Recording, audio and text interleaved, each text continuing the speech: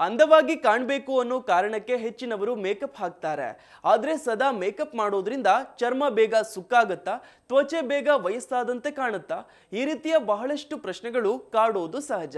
ಆ ಹಿನ್ನೆಲೆ ನಿತ್ಯವೂ ಮೇಕಪ್ ಮಾಡಿಕೊಳ್ಳೋರು ನೋಡ್ಲೇಬೇಕಾದ ಸ್ಟೋರಿ ಇಲ್ಲಿದೆ. ನೀವು ಮೇಕಪ್ ಮಾಡ್ಕೊಳ್ತೀರಾ?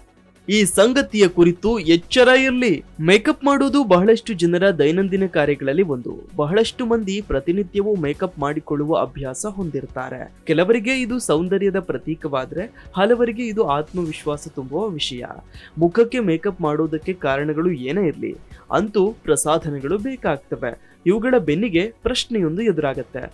ಮುಖಕ್ಕೆ ಸದಾ ಮೇಕಪ್ ಮಾಡ್ತಾ ಇದ್ರೆ ಚರ್ಮಕ್ಕೆ ಬೇಗ ವಯಸ್ಸಾಗತ್ತಾ, ತ್ವಚೆ ಸುಕ್ಕಾಗತ್ತಾ?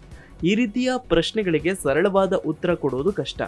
ದಿನಕ್ಕೊಂದೊಂದು ಅಧ್ಯಯನಗಳು ಹೊರಬಂದು ಸ್ಪಷ್ಟ ಉತ್ತರ ಹುಡುಕೋದು ಸುಲಭ ಇಲ್ಲ ಎಂಬಂತಾಗಿದೆ. ಕಾರಣ, ಪ್ರಸಾಧನಗಳು ಹಾಗೆಯೇ ಸ್ಕಿನ್ ಕೇರ್ ಹೆಸರಿನಲ್ಲಿ ಮಾರುಕಟ್ಟೆಗೆ ಬರುವ ವಸ್ತುಗಳು ಉಪಯೋಗಿಸುವ ತರಹೇವಾರಿ ರಾಸಾಯನಿಕಗಳು.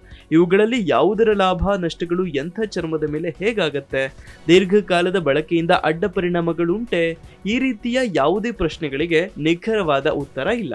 ಆದ್ರೆ ತಜ್ಞರ ಪ್ರಕಾರ ಉತ್ತಮ ಗುಣಮಟ್ಟದ ಪ್ರಸಾಧನಗಳನ್ನು ಬಳಸ್ತಾ ಇದ್ರೆ, ಹಾಗೆಯೇ ಅದಕ್ಕೆ ಸೂಕ್ತವಾದ ಕಾಳಜಿಯನ್ನ ತ್ವಚೆಗೆ ತೋರಿಸ್ತಾ ಇದ್ರೆ ಮೇಕಪ್ ನಿಂದ ನೇರವಾಗಿ ಸಮಸ್ಯೆ ಬರೋದು ಅನುಮಾನ. ಆಯಾ ಚರ್ಮಕ್ಕೆ ಹೊಂದುವಂತಹ ವಸ್ತುಗಳನ್ನು ಒಳಗೊಂಡ ಪ್ರಸಾಧನಗಳ ಬಗ್ಗೆ ಗಮನ ನೀಡಬೇಕು. ಉದಾಹರಣೆ, ಆಯಿಲ್ ಸ್ಕಿನ್ ಇದ್ದವರು ತೈಲಾಧಾರಿತ ಮೇಕಪ್ ಬಳಸ್ತಾ ಇದ್ರೆ ಸಮಸ್ಯೆ ಆಗಬಹುದು. ಇನ್ನು ಡ್ರೈನ್ ಸ್ಕಿನ್ ಇದ್ದವರಿಗೆ ಡ್ರೈ ಮೇಕಪ್ ಸೂಕ್ತವಲ್ಲ. ಹೀಗೆ ಅದಲ್ಲದೆ ಇನ್ನೂ ಹಲವು ಮೇಕಪ್ ಅಭ್ಯಾಸಗಳು ಚರ್ಮದ ಆರೋಗ್ಯವನ್ನ ಹಾಳು ಮಾಡಬಹುದು, ಸುಕ್ಕಾಗಿಸಿ ಕಳೆಗುಂದಿಸಬಹುದು. ಹಾಗಿದ್ರೆ ಯಾವೆಲ್ಲ ಬಗೆಯ ಮೇಕಪ್ ಅಭ್ಯಾಸಗಳಿಂದ ಚರ್ಮದ ಆರೋಗ್ಯಕ್ಕೆ ಹಾನಿಯಾಗಬಹುದು ನೋಡೋಣ. ಉದಾಹರಣೆಗೆ, ಪಾರ್ಟಿ ಮುಗಿಸಿ ಬಂದಿರ್ತೀರಿ ಅನ್ಕೊಳ್ಳಿ. ರಾತ್ರಿ ಸುಸ್ತಾಗಿರತ್ತೆ. ಮೇಕಪ್ ತೆಗೆಯೋ ವ್ಯವಧಾನ ಇಲ್ಲದೆ ಹಾಸಿಗೆಯಲ್ಲಿ ಉರುಳುವ ಮನಸ್ಸಾಗತ್ತೆ. ಆದ್ರೆ ಖಂಡಿತ ಇದನ್ನ ಮಾಡಬೇಡಿ. ರಾತ್ರಿ ಮಲಗೋ ಮುನ್ನ ಮುಖದಲ್ಲಿರುವ ಮೇಕಪ್ ಅನ್ನ ಸಂಪೂರ್ಣವಾಗಿ ತೆಗೆದು ಸ್ವಚ್ಛಗೊಳಿಸಬೇಕು. ಚರ್ಮ ಸ್ವಚ್ಛವಾಗಿ ಉಸಿರಾಡುವಂತಿರಬೇಕು. ಇದಕ್ಕಾಗಿ ಕಠೋರವಾದ ಕ್ಲೆನ್ಸರ್ ಗಳನ್ನ ಬಳಸಬೇಡಿ. ಲಘುವಾದವೇ ಸಾಕಾಗ್ತವೆ. ನಂತರ ಸಾಮಾನ್ಯವಾಗಿ ಬಳಸುವ ಹೀಲಿಂಗ್ ಕ್ರೀಮ್ ಅಥವಾ ಮಾಯಿಶ್ಚರೈಸರ್ ಸಾಕಾಗತ್ತೆ. ಇನ್ನು ಸಿಕ್ಕಾಪಟ್ಟೆ ಎಣ್ಣೆ ಭರಿತ ಪ್ರಸಾಧನಗಳು ಕೆಲವೊಮ್ಮೆ ಚರ್ಮದ ಸೂಕ್ಷ್ಮ ರಂಧ್ರಗಳನ್ನ ಮುಚ್ಚಿ ಹಾಕ್ತವೆ. ಇಂಥವುಗಳ ಸ್ವಚ್ಛತೆಗೆ ಲಘುವಾದ ಕ್ಲೆನ್ಸರ್ಗಳು ಸಾಕಾಗದೆ ಹೋಗಬಹುದು. ಕಠೋರ ಕ್ಲೆನ್ಸರ್ಗಳು ಚರ್ಮದ ನೈಸರ್ಗಿಕ ತೈಲದಂಶವನ್ನು ಕೂಡ ತೆಗೆದು ಹಾಕ್ತವೆ. ಜೊತೆಗೆ ಚರ್ಮದ ಮೇಲೆ ಕಪ್ಪು ಕಲೆಗಳು, ಮೊಡವೆಯಂತಹ ಸಮಸ್ಯೆಗಳು ಸೃಷ್ಟಿಯಾಗ್ತವೆ. ಹಾಗಾಗಿ ತೈಲಾಧಾರಿತ ಮೇಕಪ್ ಬಳಸುವ ಲಘುವಾದದ್ದನ್ನೇ ಬಳಸಿದ್ರೆ ಉತ್ತಮ. ಕೆಲವು ಪ್ರಸಾಧನಗಳು ಚರ್ಮವನ್ನ ಒಣಗಿಸಿ ಬಿಡ್ತವೆ. ಅದರಲ್ಲೂ ಒಣ ಚರ್ಮದವರಿಗೆ ಡ್ರೈ ಮೇಕಪ್ ಒಗ್ಗದೇ ಇರಬಹುದು. ಆಗ ಚರ್ಮದ ಮೇಲೆ ಸುಕ್ಕು ಮೂಡೋದು, ನೆರಿಗೆಗಳು ಬರೋದು ಸಾಮಾನ್ಯ. ವಯಸ್ಸಾದಂತೆ ಕಂಡರೂ ಕೂಡ ಅಚ್ಚರಿ ಇಲ್ಲ. ಹಾಗಾಗಿ ಈ ಬಗ್ಗೆ ಎಚ್ಚರ ಇರಲಿ. ತ್ವಚೆಗೆ ಹೊಂದುವಂತ ಮೇಕಪ್ ಮಾತ್ರವೇ ಬಳಸಿ.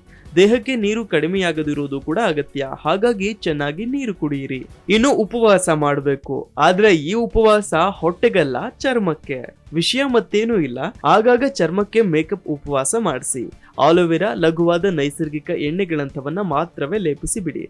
ಇವುಗಳ ಹೊರತಾಗಿ ಇನ್ನೇನನ್ನೂ ಚರ್ಮಕ್ಕೆ ಹಚ್ಚದೆಯೇ ಚರ್ಮಕ್ಕೂ ಒಂದಿಷ್ಟು ಉಪವಾಸ ಮಾಡಿಸಿ. ಇದರಿಂದ ಸಂಪೂರ್ಣ ಗುಣವಾಗಿ ಮೊದಲಿನ ಸ್ಥಿತಿಗೆ ಬರೋದಕ್ಕೆ ಅಗತ್ಯವಾದ ಕಾಲಾವಕಾಶ ಚರ್ಮಕ್ಕೆ ದೊರೆತಂತಾಗತ್ತೆ. ಇನ್ನು ಚರ್ಮದ ಕಾಂತಿ ಹೆಚ್ಚಿ ಕೊಲಾಜಿನ್ ಉತ್ಪಾದನೆಗೆ ಪ್ರೋತ್ಸಾಹ ದೊರೆಯೋದಕ್ಕೆ ಸಮತೋಲಿತವಾದ ಆಹಾರ ಸೇವನೆಯ ಅಗತ್ಯ ಇದೆ. ವಿಟಮಿನ್ ಎ, ಸಿ ಹಾಗೆಯೇ ವಿಟಮಿನ್ ಇ ಜೀವಸತ್ವಗಳನ್ನು ಹೊಂದಿದ ಆಹಾರಗಳನ್ನ ಹೆಚ್ಚಾಗಿ ಸೇವಿಸಿ. ಕರಿದ ಎಣ್ಣೆಯ ತಿಂಡಿಗಳು ಚರ್ಮದ ತಾಜಾತನ ಕುಗ್ಗಿಸ್ತವೆ. ಫೇಸ್ ಪ್ಯಾಕ್ ಗಳನ್ನ ಮಾಡುವಾಗ ನೈಸರ್ಗಿಕ ವಸ್ತುಗಳಿಂದ ಮನೆಯಲ್ಲೇ ಮಾಡಿಕೊಳ್ಳುವುದಕ್ಕೆ ಆದ್ಯತೆ ನೀಡಿ. ಇಲ್ಲಿಯೂ ಮಾರುಕಟ್ಟೆಯಲ್ಲಿ ದೊರೆಯುವ ರಾಸಾಯನಿಕಗಳನ್ನ ಅವಲಂಬಿಸಬೇಡಿ. Desk bureau, Zee Kannada news. Zee Kannada news ಈಗ ನಿಮ್ಮ ಮನೆಯಲ್ಲೇ ನೋಡಿ. ಎಲ್ಲ ಕೇಬಲ್ಗಳಲ್ಲಿ ಈಗ ಲಭ್ಯ.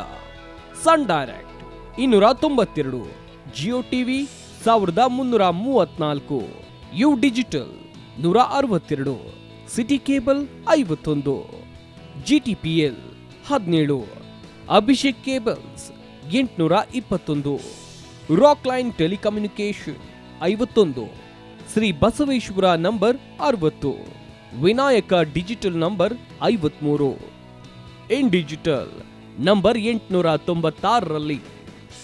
ನಿಮ್ಮಿಷ್ಟದ ಜಿ ಕನ್ನಡ ನ್ಯೂಸ್ ನೋಡಿ ಆನಂದಿಸಿ.